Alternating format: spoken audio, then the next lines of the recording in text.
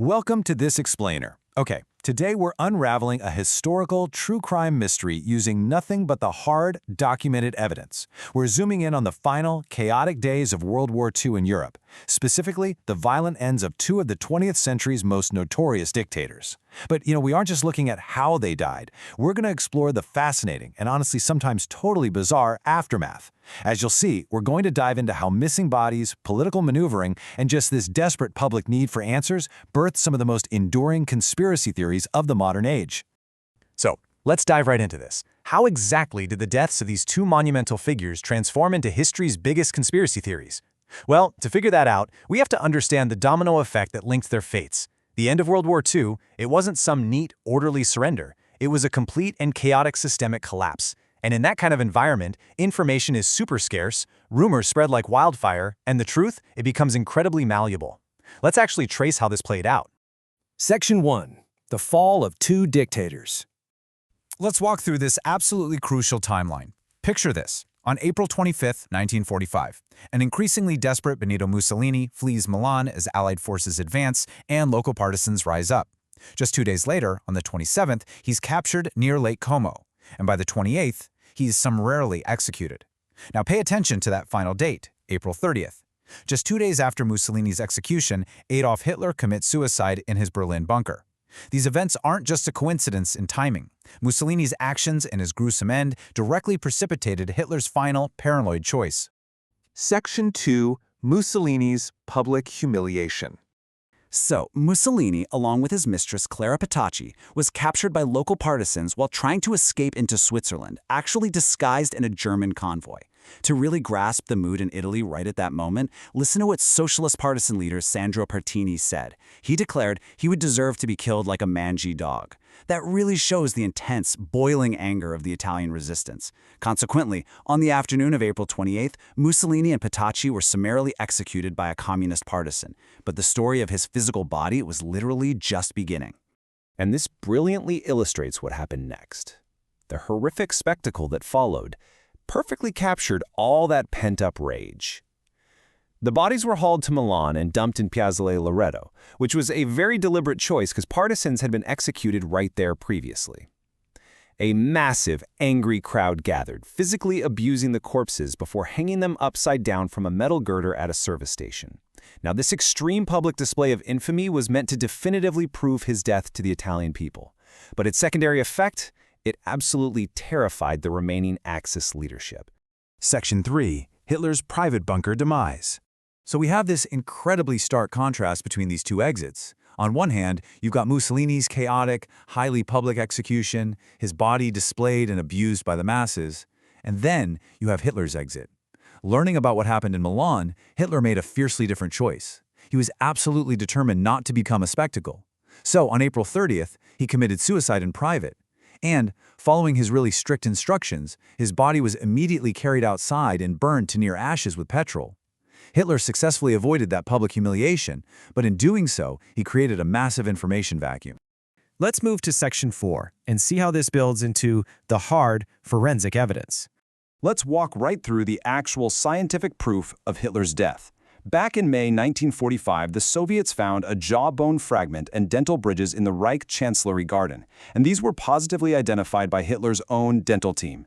Decades later, in 1972, forensic odontologist Reidar F. Sognes confirmed these exact remains. Fast forward all the way to 2017, and a team led by French forensic pathologist Philippe Charlier reconfirmed it again.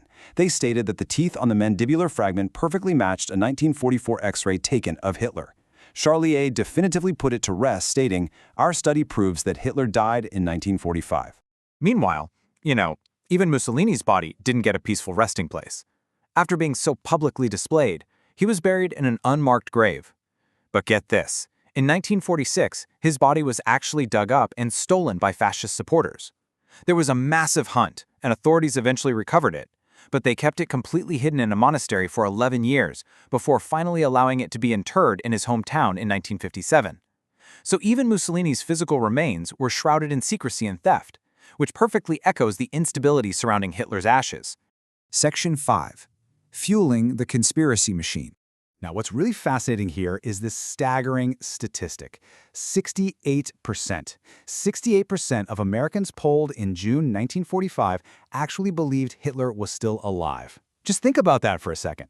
The war was over, but the psychological grip of the dictator was so incredibly strong and the physical evidence so hidden that the vast majority of the public flat out refused to believe he was truly gone.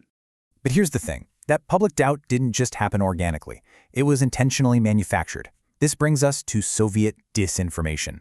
Marshal Georgy Zhukov, acting on direct orders from Joseph Stalin, publicly claimed Hitler might have escaped. Later, at the Potsdam Conference, Stalin himself floated the idea that Hitler was living in Spain or Argentina. This was a deliberate political maneuver by the Soviets to sow confusion and keep their Western allies off balance. They literally planted the very first seeds of the escape myth, completely ignoring the fact that they held Hitler's dental remains in their own archives. And the waters were muddied even further years later. In 1968, a Soviet journalist named Lev Bezymensky released a book featuring what was supposed to be a Soviet autopsy report. It claimed Hitler died by cyanide poisoning, not a gunshot. This directly contradicted all the Western eyewitness accounts from the bunker. Later on, Bezymensky actually admitted he was just acting as a typical party propagandist. His goal was to make Hitler's death look like a coward's poisoning rather than a soldier's gunshot. So even official-looking documents were weaponized to obscure the simple truth.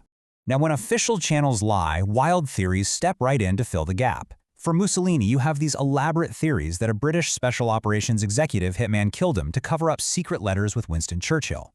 This was pushed by authors like Bruno Lonati and Peter Tompkins, but it's entirely dismissed by mainstream historians because there's just no evidence. And on the Hitler side, you have the famous narrative that he fled to Argentina via U-boat, a theory popularized by books like Grey Wolf and shows like Hunting Hitler. The official verdict? Historians universally dismiss these as absolute rubbish built on unverified hearsay.